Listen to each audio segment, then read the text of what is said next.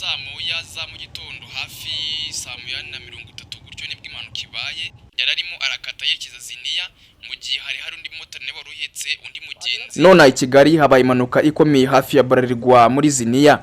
Mu gitondo cyo kuri munsi habaye impanuka yo mu muhanda ku muhanda ugana hazi nko ku Kabenzi cyangwa se hafi y'uruganda rwa Bralirwa mu gace ka Ziniya. Ni moto zavaga mu byerekezo byombi zigonganye mu buryo bukomeye cyane ku buryo abamotari bari bazitwaye bakomeretse bikomeye cyane, ndetse nk'uko mubyibonera imbere yanyu n'ibinyabiziga byabo bikaba byangiritse cyane bikomeye. Ababonye ibyabaye bavuze ko kabitera turutse kuba umumotari waruhetse umugenzi yihutaga cyane igihe yakataga ikoni ajya mu kindi cyerekezo, nibwo yahise acikirana na mugenzi we wajyaga mu cyerekezo yavagamo, hanyuma ahita amugonga bose baragwa. Yirukankaga cyane mu buryo buteye ubwoba ku buryo rwose yacaga no ku bantu bakavuga bati uriya motari byagenze bite, ndetse umugenzi arahetse yakomeretse cyane nawe ubwe arakomereka cyane bikomeye. Hanyuma agiye kumukatira nibwo moto yahise yikubita hasi, ndetse n'umugenzi arahetse nawe ahita yikubita hasi.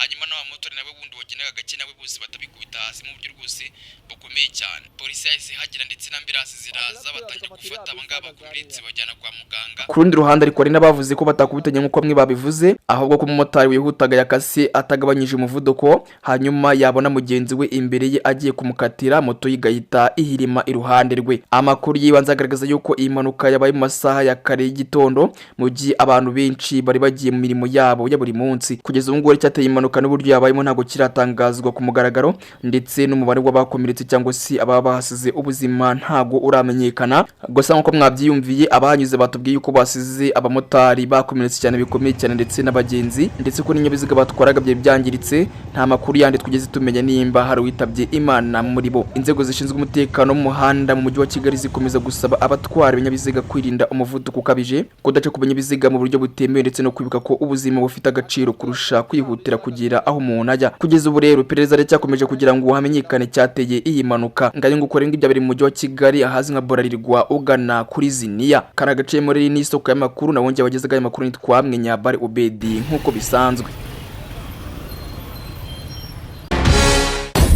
Obi Time News.